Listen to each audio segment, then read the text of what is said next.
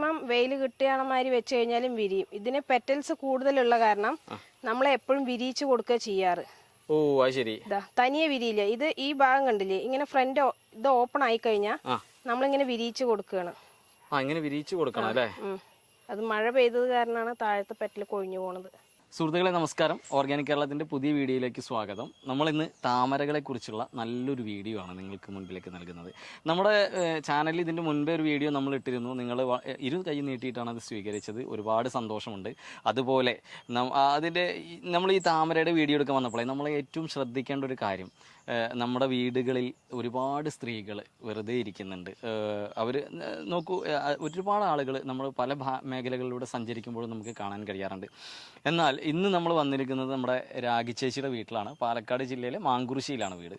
ഇവരെയൊക്കെ നമ്മൾ എടുത്തു പറയേണ്ടതായിട്ടുണ്ട്. ഇവരെ പോലെയുള്ള ആളുകൾ തന്നെയാണ് നമ്മൾ മുഖ്യധാരയിലേക്ക് കൊണ്ടുവരേണ്ടത്. കാരണം വീട്ടിൽ വെറുതെ ഇരിക്കാതെ ഏകദേശം എത്ര ഇനം താമരകളുണ്ട് നമ്മളടുത്ത്? 10-60. അതെ, 60ഓളം ഇനം താമരകളും അതോടൊപ്പം തന്നെ വേറെ കുറച്ച് വാട്ടർ പ്ലാന്റ്സും മറ്റ് പ്ലാന്റ്സും എല്ലാം ഉണ്ട്. ഒരുപാട് കാര്യങ്ങൾ നമുക്കിവിടെ കാണിക്കാനുണ്ട്. അപ്പോൾ നമ്മൾ രാഖി ചേച്ചിയുടെ ഈ ഫാമിൻ്റെ വീഡിയോയിലേക്ക് കടക്കുകയാണ്. അപ്പോൾ ഇതുവരെ തന്ന എല്ലാ സപ്പോർട്ടോടും കൂടെ ഉണ്ടാവുക. നമുക്ക് ആദ്യം താമരയുടെ വിശേഷങ്ങൾ എന്തൊക്കെയാണ്, എങ്ങനെയാണ് താമര നട്ടു വളർത്തേണ്ടത്, ഓരോ ഇനം താമരകളെ പറ്റി നമുക്ക് ഡീറ്റെയിൽ ആയിട്ട് പരിചയപ്പെടാം. അപ്പോൾ നമുക്ക് നമ്മുടെ വീഡിയോയിലേക്ക് പോവാം. ശരിക്കും നമ്മൾ ഈ വീടിൻ്റെ അകത്തളങ്ങളിലൊക്കെ സ്ത്രീകൾ ഒരുപാട് ഒതുങ്ങിക്കൂടിയിരിക്കുന്ന ഈ സമയത്ത് ഇതുപോലെ ഒരു സംരംഭം തുടങ്ങാനും ഇങ്ങനെ ഈ ഒരു മേഖലയിലേക്ക് എത്താനുണ്ടായ ഒരു കാരണം എന്താണ്? ആദ്യം ഹോബി പോലെ തുടങ്ങിയതാണ്. പിന്നെ അതൊരു വരുമാന മാർഗമാക്കിയിട്ട് ഇപ്പോൾ എടുത്തു മാത്രം. ശരിക്കും നമ്മൾ വരുമാനത്തിലേക്ക് ആ ഒരു ചിന്തയിലേക്ക് വന്നിട്ട് എത്ര വർഷമായി നമ്മൾ അങ്ങനെ ഒരു രീതിയിൽ ഇവിടെ ചെയ്യാൻ തുടങ്ങിയിട്ട്? 2 വർഷത്തോളം, 3 വർഷമായി ഞാൻ 2 വർഷത്തോളമായി വാങ്ങാൻ തുടങ്ങിയിട്ട്. ഒരു 2 വർഷത്തോളമായി അത്യാവശ്യം സെയിൽ ചെയ്യുന്നുണ്ട്. നമ്മൾ കേരളത്തിൽ മാത്രമാണോ അതോ പുറത്തേക്ക് കൊടുക്കുന്നുണ്ടോ? പുറത്തൊന്നും കൊടുക്കുന്നുണ്ട്. ഉണ്ടല്ലേ. ഈ 60ഓളമായിട്ട് നമ്മൾ ശരിക്കും എവിടെ നിന്നാണ് ഇതിനെ പർച്ചേസ് ചെയ്തതും കാര്യങ്ങളൊക്കെ എങ്ങനെയാണ്? ഇതേമാതിരി പുറത്തുനിന്ന് തന്നെയാണ്. ഹൈബ്രിഡേഴ്സ് ബോംബെ, അതുമാതിരി തമിഴ്നാട്ടിലുണ്ട്, പിന്നെ മറ്റ് സ്റ്റേറ്റുകളിൽ നിന്നും നമ്മൾ കൊണ്ടുവന്നിരുന്നു അല്ലേ? എന്നാലും നമ്മളൊരു സംരംഭം തുടങ്ങുമ്പോഴേ നമുക്കൊരു മാനസിക ധൈര്യം വേണമല്ലോ. അതായത് നമുക്കിതിൽ വിജയിക്കാൻ പറ്റും. അപ്പൊ പറ്റുന്നുണ്ടെങ്കിൽ നമ്മളൊരു പ്രോഡക്റ്റ് നമ്മളൊരു മാർക്കറ്റിലേക്ക് ഇറക്കാൻ തുടങ്ങുമ്പോൾ അതിനെപ്പറ്റി വ്യക്തമായിട്ടുള്ള ധാരണ നമുക്ക് വേണം. അപ്പൊ ഇത്രത്തോളം താമരയെ കുറിച്ച് പഠിക്കാൻ നമ്മൾ മെനക്കെട്ടത് അല്ലെങ്കിൽ എവിടെ നിന്നാണ് ഇത്രത്തോളം അറിവുകൾ കിട്ടിയത് ഇതുമായി ബന്ധപ്പെട്ട്? ഫേസ്ബുക്ക് തന്നെയാണ് അല്ലേ? അത് ശരി. ഫേസ്ബുക്കിൽ നിന്ന് കണ്ട് അങ്ങനെ പഠിച്ചിട്ടാണ് നമ്മൾ ചെയ്തത് അല്ലേ? അതിലുള്ള ഫ്രണ്ട്സും അങ്ങനെ എല്ലാവരുടെ അടുത്തും ചോദിച്ച് അറിഞ്ഞ് ആദ്യം നമ്മൾ 1-2 ഐറ്റംസ്, ഞാൻ പറഞ്ഞില്ലേ 2 വർഷത്തോളം ഇത് വാങ്ങാൻ തുടങ്ങിയിട്ട്. അപ്പൊ നമ്മൾ സ്റ്റാർട്ടിങ്ങിൽ കുറേശ്ശെ ചെറിയ ഐറ്റംസ്, വില കമ്മിയുള്ള ഐറ്റംസ് വാങ്ങി അത് ഓക്കെ ആണെന്ന് തോന്നിയപ്പോഴാണ് പിന്നെ വിപുലമായിട്ട് ചെയ്യാൻ തുടങ്ങിയത് അല്ലേ? ഓക്കെ, നമുക്ക് ഒരു കാര്യം ചെയ്യാം. നമുക്ക് നിങ്ങളുടെ താമരകൾ ഒന്ന് കണ്ടു നോക്കിയാലോ? ഏതൊക്കെ താമരകളുണ്ട്, എന്തൊക്കെയാണ് അതിന്റെ ഡീറ്റെയിൽസ് നമുക്കൊന്ന് നോക്കിയാലോ? ആദ്യം ഏതാണ് നമ്മുടെ പ്രേക്ഷകർക്ക് കാണിച്ചു കൊടുക്കുന്നത്? ചുവപ്പ് ഇഷ്ടപ്പെടുന്നവർക്ക് എല്ലാവർക്കും ഇഷ്ടം റെഡ് പിയോണി ആയിരിക്കും. ഇതാണ് റെഡ് പിയോണി അല്ലേ? ഇതവിടെ മനോഹരമായ ഒരു പൂവൊക്കെ ആയിട്ട് നിൽക്കുന്നുണ്ട്. ഓക്കെ, നല്ല മെറൂൺ കളർ എന്നൊക്കെ പറയും. ഡയറക്റ്റ് നല്ല കളറാണ്. എന്നും പൂക്കളും ഉണ്ടാവും. എന്നും പൂക്കളുള്ള വെറൈറ്റിയാണ്. നമുക്ക് ബൗളില് നടാം. നട്ടു വെക്കാം. ചെറിയൊരു കുളം പോലെ ആക്കിയിട്ട് ചെറിയൊരു ടാങ്കില് കണ്ടില്ലേ മുട്ട ഇവിടെ ഇതാ മുട്ട് വന്നിട്ടുണ്ട്. ഒന്നുകൂടി ആയാലോ, ഒന്ന് പിടിക്കൂ.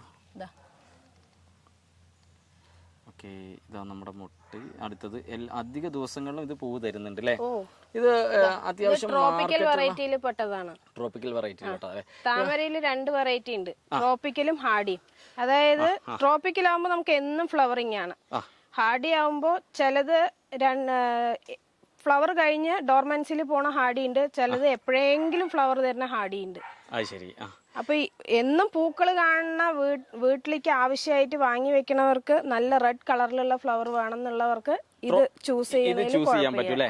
ശരിക്കും നമ്മള് താമര വളർത്തുമ്പോ ഏറ്റവും നമ്മൾ ട്രോപ്പിക്കൽ വളർത്തുന്നതാണ് കൂടുതലായിട്ട്. നമ്മൾ വ്യാവസായിക അടിസ്ഥാനത്തിലാണല്ലോ ഇത് ചെയ്യുന്നത്. നമുക്കൊരു വരുമാനം കൂടി. അപ്പൊ ഏതാണ് ഏറ്റവും കൂടുതൽ വളർത്താൻ നല്ലത്? എല്ലാവരും ഇഷ്ടപ്പെടുന്നത് ട്രോപ്പിക്കലാണ്. കാരണം എന്നും ഫ്ലവർ വ്യാവസായിക ആയാലും വാങ്ങണവര് വീട്ടിലുള്ളവരും, അതായത് ഓഫീസുകളിലേക്ക്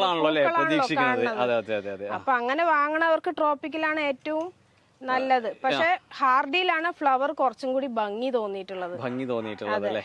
അടുത്ത വെറൈറ്റി ഏതാണ്? ഇത് വൈറ്റ് പിയോണി എന്ന് പറയും. ഇതും ട്രോപ്പിക്കലാണ്. വൈറ്റ് പിയോണി മൊട്ട് പച്ച കളറാണ്, പക്ഷെ വിരിഞ്ഞു വരുമ്പോൾ നല്ല വൈറ്റ് പ്യുവർ വൈറ്റ് കളറായിട്ടാണ് വിരിയ. ഓക്കെ. മൊട്ട് പച്ച കളറിൽ കാണപ്പെടും അല്ലേ? അതെ. White peony. ഇവിടെ എല്ലാത്തിനും പേര് എഴുതി വെച്ചിട്ടുണ്ട്. അത് വിരിഞ്ഞ് കഴിഞ്ഞു പോയതാ. Okay okay. ഇത് കോക്കനട്ട് മിൽക്ക് എന്ന് പറയും. അത് വേറെ വെറൈറ്റി ആണോ? അത് വേറെ വെറൈറ്റി ആണ്. എന്താണ് കോക്കനട്ട് മിൽക്ക്. Coconut milk. ശരി. ഓ, അത് അങ്ങനെ അത്രയും വൈറ്റ് ആണോ? അതും വൈറ്റ് ആണ് വിരിഞ്ഞു കഴിഞ്ഞാ. അതെ അല്ലേ? അതിന് പെറ്റൽസ് കുറവാണ്. ഇതില് നിറയെ പെറ്റൽസ് ഉണ്ട് വൈറ്റ് പിയോണിയില്. വൈറ്റ് പിയോണിയില് അല്ലേ? അതെ. ഇത് ഗ്രീൻ ആപ്പിൾ എന്ന് പറഞ്ഞ വെറൈറ്റി ആണ്. ഇത് നിറയെ പെറ്റൽസ് ഉണ്ട്. ഇത് ഇതവിടെ മുട്ടൊക്കെ ഇട്ട് നിൽക്കുന്നു. നല്ല ഭംഗിയാണ്. നിറയെ നല്ല വലിയ ഫ്ലവറും ആണ്. നല്ല ഗ്രീൻ കളർ പൂവാണ്.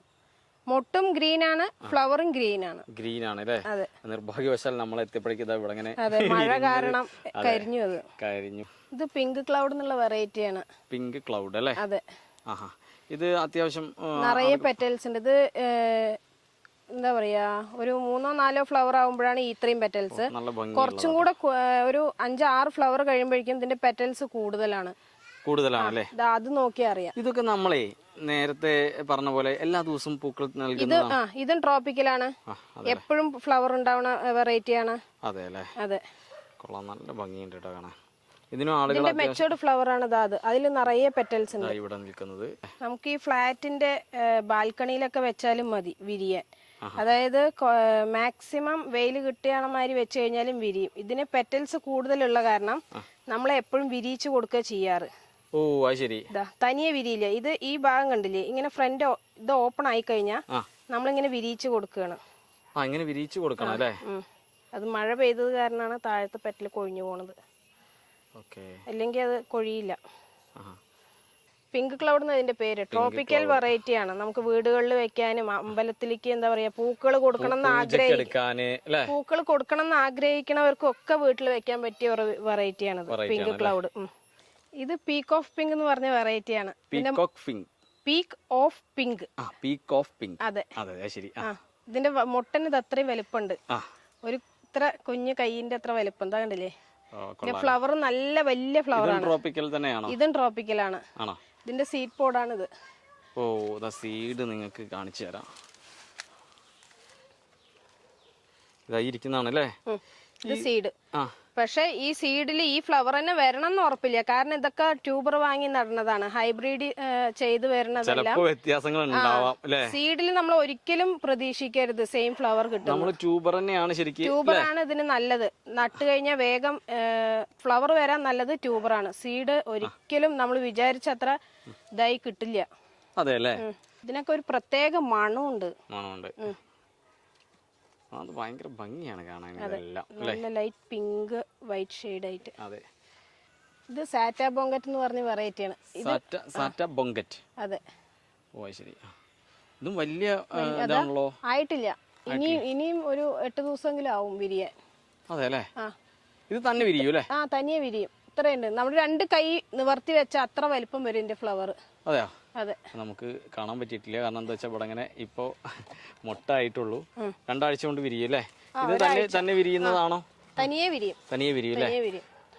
ഇത് പഴയ വിരിഞ്ഞതിന്റെ സീഡ് പോഡാണ്. കണ്ടില്ലേ? സീഡ് പോഡിന് എത്രയും വലിപ്പമുണ്ട്. കണ്ടില്ലേ? അത്രയുണ്ട്. അപ്പൊ തന്നെ നമുക്ക് മനസ്സിലാക്കാം അതിന്റെ വലിപ്പം അല്ലേ? നമ്മളിപ്പോ വേറൊരു ട്രോപ്പിക്കൽ വെറൈറ്റി ആണ് കാണിക്കുന്നത്. അതും ഈ പറഞ്ഞ മാതിരി നമുക്ക് ചെറിയ ബൗളിൽ വരെ ഹാങ്ങിങ് പോട്ട്സിൽ വരെ നടാം. എന്നാലും പൂത്തരും. എന്താണ് ഇതിന്റെ പേരെന്താണ്? അമേരിക്കമേലിയ. അതെ. ലൈറ്റ് പിങ്ക് കളറാണ് അതിന്റെ ഫ്ലവർ. നല്ല ഭംഗിയാട്ടോ വിരിഞ്ഞു വരുമ്പോ. ഈ ചെറിയ പൂവാണല്ലേ? ഇല്ല, ഇതിപ്പോ ആദ്യത്തെ ഫ്ലവർ, രണ്ടാമത്തെ ഫ്ലവർ ആണ്. ഇപ്പൊ മഴയൊക്കെ കഴിഞ്ഞല്ലേ. ഇനി ഇതിലും വലിപ്പം വരും. നമ്മൾ വലിയ ബേസിനിൽ നടുന്തോറും അതിന്റെ നമ്മുടെ കൈന്റെ ഈ വലിപ്പം ചെറിയൊരു ആയതുകൊണ്ട് ആ ചെറിയ പാത്രത്തിലായതുകൊണ്ടും പിന്നെ നമുക്കിത് ആദ്യത്തെ രണ്ടാമത്തെ ഫ്ലവർ ഒക്കെ എല്ലാ ഫ്ലവറും അതെ ആദ്യത്തെ രണ്ടാമത്തേക്ക് കുറച്ച് ചെറുതായിരിക്കും. അടുത്ത മെച്ചോർഡ് ഫ്ലവേഴ്സ് വരുമ്പോ കുറച്ചും കൂടെ വലിപ്പം വരും. അതെ. ഇതും ആ ഫ്ലവറിന്റെ തന്നെയാണ്. ഇത് രണ്ടാമത്തെ അല്ല, ഇതൊരു 3-4 ഫ്ലവർ ആയി. ഇത് അതിനെക്കാട്ടിലും വലിപ്പമായി. കണ്ടില്ലേ? ഇതെല്ലാം നമ്മൾ ഇതൊക്കെ വിരിയിച്ചു കൊടുക്കേണ്ടതാണോ അതോ വിരിയോ? ഇല്ല, ഇതൊക്കെ വിരിയിച്ച് കൊടുത്താലാണ് കാണാൻ ഭംഗി. അല്ലേ? നമ്മൾ വിരിയിച്ച് കൊടുക്കുമ്പോൾ അതിന് ലൈറ്റ് ആ പിങ്ക് കളർ നമുക്ക് കാണാൻ കഴിയും. അത് തനിയെ വിരിയാൻ നിന്ന് കഴിഞ്ഞാൽ നല്ല, ഇതിപ്പോ ആദ്യത്തെ 2 ദിവസം നല്ല ലൈറ്റ് പിങ്ക് കളറാണ്. അത് കഴിയുമ്പോഴേക്കും ഇത് മൂന്നാമത്തെ ദിവസം തൊട്ട് നല്ല വൈറ്റ് കളർ ഫ്ലവറായി മാറും. അത് അതെ, ഇത് വൈറ്റ് മാസ്കി എന്ന് പറയും. അടുത്ത വെറൈറ്റിയാണ് ഇത്. Green colour മൊട്ടാണ്. പെറ്റൽസും ഉണ്ട് അത്യാവശ്യം. വിരിഞ്ഞു വരുമ്പോ ലൈറ്റ് യെല്ലോ കളറാണ്. യെല്ലോ കളറാണ്. വൈറ്റും അല്ല യെല്ലോ അല്ല, ഒരു ഗ്രീൻ ആണ്. അതെ, ഗ്രീൻ ആണ് മൊട്ട്. ചന്ദന കളർ എന്നൊക്കെ പറയില്ലേ നമ്മള്, ആ ഒരു കളറിലേക്ക്. ഇതാണ് അതിന്റെ പേര്, വൈറ്റ് മാസ്കി. ഇത് ഹാർഡി വെറൈറ്റിയിൽ പെട്ടതാണ്. പക്ഷെ കാണാൻ ഇതിപ്പോ 4 ദിവസത്തിൽ മേലെയായി. ചൈനീസ് റെഡ് ഷോങ്ഷാങ് പറയും. ചൈനീസ് റെഡ് ഷോങ്ഷായ്. എന്നാലും ഹാർഡി ആണെങ്കിലും കണ്ടില്ലേ ഫ്ലവർ. ഇത് അടുത്ത മൊട്ട് വന്നിട്ടുണ്ട്. ഇത്ര ലീഫേ വന്നിട്ടുള്ളൂ, അപ്പോഴേക്കും അത് ഫ്ലവർ വന്നു കഴിഞ്ഞു. ഹാർഡിക്ക് മറ്റേനേക്കാളും വില കൂടുതലാണോ? വില കൂടുതലൊന്നുമില്ല, വിലയൊക്കെ എല്ലാം ഓരോ വെറൈറ്റിക്ക് അനുസരിച്ചിട്ടാണ്. അപ്പൊ ഈ വർഷത്തെ മിന്നും താരം ബുച്ച പറഞ്ഞ വെറൈറ്റിയാണ് ഇത്. ഫ്ലവർ ഇല്ല, ആയിട്ടില്ല. ഇതിന്റെ പ്രത്യേകത എന്താണ്? അപ്പോ ട്രോപ്പിക്കലാണ്. നല്ല റെഡ് കളറാണ്. റെഡ് അല്ല, മെറൂൺ കളറാണ്. മെറൂണും വൈറ്റും കൂടി മിക്സ് ആയ കളറാണ്. അതെ, നല്ല വലിപ്പമുള്ള പൂക്കളുമാണ്. ഇപ്പൊ നമ്മുടെ കേരളത്തിലെ ഇതിന്റെ ഒരുവിധം എല്ലാവരുടെ അടുത്തും ഉണ്ട് ഇത്. ഉണ്ടല്ലേ? അതെ അതെ. ബുച്ച പേര് കേൾക്കുമ്പോ തന്നെ ചൈനീസ് ആണ്. ഏതാണ്? തായ്ലൻഡ് വെറൈറ്റീസ് ആണ്. ഇപ്പോ ഏകദേശം വെറൈറ്റികളൊക്കെ കണ്ടു. പൂത്തതയാണ് നമ്മൾ ഡീറ്റെയിൽ ആയിട്ട് കാണിച്ചിട്ടുള്ളൂ. ഏകദേശം ഇവിടെ 10-60ഓളം വെറൈറ്റീസ് ഉണ്ട്. നമ്മൾ താമര വളർത്താൻ ഒരാള് ഈ മേഖലയിലേക്ക് വരുമ്പോഴേ നമ്മൾ എന്താണ് ഏറ്റവും ആദ്യം പ്രധാനമായി ശ്രദ്ധിക്കേണ്ട ഒരു കാര്യം എന്താണ്? അതിനെ വളർത്തുന്ന രീതി എന്താണ്? ഒരു തുടക്കക്കാരന് മനസ്സിലാവുന്ന രീതിയിൽ നമ്മൾ പറയുകയാണെങ്കിൽ എന്താണ് അതിൻ്റെ ഒരു കാര്യങ്ങൾ? നമുക്കിപ്പോ ഹൈബ്രിഡ് വെറൈറ്റി ആയ കാരണം ഉറപ്പാണ് ഫ്ലവർ തരുന്ന വെറൈറ്റിയാണ് ഇത്. ഹൈബ്രിഡ് ട്യൂബർ വാങ്ങിയിട്ട് എല്ലാവരും നടുക. വിത്ത് ഒരിക്കലും നിങ്ങൾ വിചാരിച്ച അത്ര ഫ്ലവർ കിട്ടില്ല. പിന്നെ ഭംഗിയും എന്താ പറയാ പൂക്കളുടെ എണ്ണവും എല്ലാം കിട്ടണമെങ്കിൽ നമുക്ക് ഈ ട്യൂബർ വാങ്ങി നടുന്നതാണ് നല്ലത്. അതെ. പിന്നെ ഉള്ളത് നമ്മൾ നടുമ്പോ പറഞ്ഞ ബൗൾ താമരയുണ്ട്, കുറച്ച് ബേസിനിൽ നടാവുന്ന താമരകളുണ്ട്. അങ്ങനെ ഓരോ വെറൈറ്റീസ് ആണ്. അത് ഈ പറഞ്ഞ മാതിരി നല്ല വെയിൽ കിട്ടണ സ്ഥലത്ത് വെച്ച് കഴിഞ്ഞാൽ നല്ല പോലെ ഫ്ലവറിങ് ഉണ്ടാവും. അതേപോലെ ട്രോപ്പിക്കൽ വെറൈറ്റി ആയാലും നമുക്ക് വെയില് വേണം. പക്ഷെ നമുക്ക് ഈ ഫ്ലാറ്റിന്റെ ബാൽക്കണിയിലൊക്കെ വളർത്തുന്നവർക്കൊക്കെ അങ്ങനെയും വളർത്താം. ഈ ഗ്രീൻ ആപ്പിള്, അതുപോലെ പിങ്ക് ക്ലൗഡ് ഒക്കെ, ഈ അമേരിക്ക അമേലിയ, അതൊക്കെ ഈ പറഞ്ഞ മാതിരി നമുക്ക് ഹാങ്ങിങ് പോട്ടിൽ വരെ വളർത്തുന്നവരുണ്ട്. ഉണ്ടല്ലേ? ശരിക്കും ഈ താമര വളർത്തുന്നവരെ അഭിമുഖീകരിക്കുന്ന വലിയൊരു വെല്ലുവിളി എന്താണ്? മഴക്കാലമാണോ അതോ വേനൽ? എന്താണ് അതിന്റെ ഒരു കാര്യം?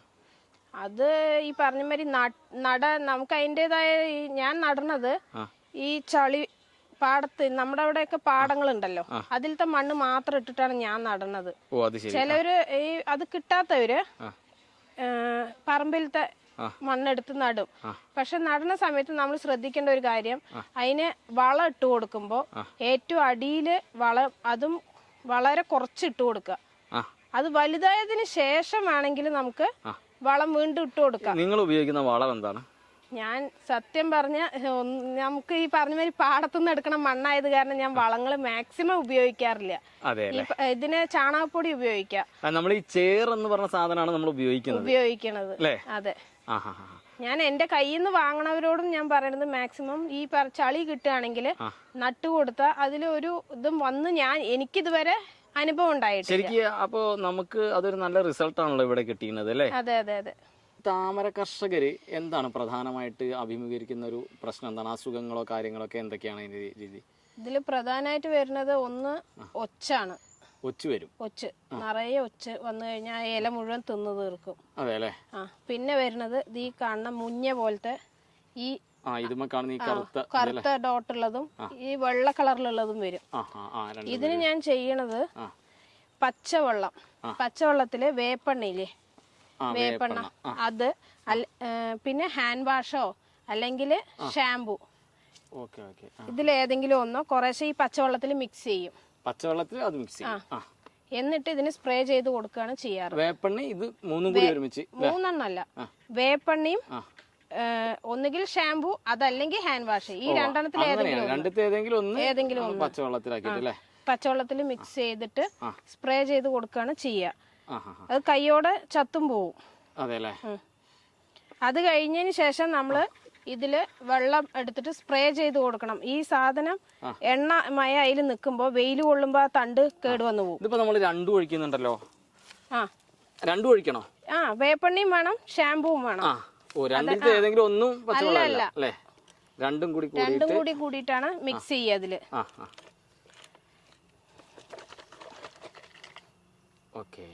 അത് കഴിഞ്ഞ് ഇതിൽ നമ്മൾ സ്പ്രേ ചെയ്ത് കൊടുക്കും. കൈയോടെ ചത്തുപോകും. ഇതാണ് പ്രധാനമായിട്ടൊരു അസുഖം. വേറെ അസുഖങ്ങളൊന്നും സാധാരണ അസുഖമായിട്ട് വരില്ല. പിന്നെ വരുന്നത് ഒച്ചാണ്. ഒച്ചിനെ നമ്മള് കൈകൊണ്ട് പെറുക്കി കളയുക. അല്ലെങ്കിൽ ഈ ക്യാബേജിന്റെ ലീഫ്, അതല്ലെങ്കിൽ പപ്പായയുടെ ലീഫൊക്കെ ഇട്ട് കൊടുക്കുക. രാത്രി ഇട്ട് കൊടുത്താൽ രാവിലെ ആകുമ്പോഴേക്കും ആ ഒച്ചൊക്കെ അതിൽ വന്ന് പിടിച്ചു നിൽക്കും. അപ്പൊ അതിനെ എടുത്തിട്ട് ഉപ്പ് ഇട്ട് നശിപ്പിക്കുകയാണ് ചെയ്യുക.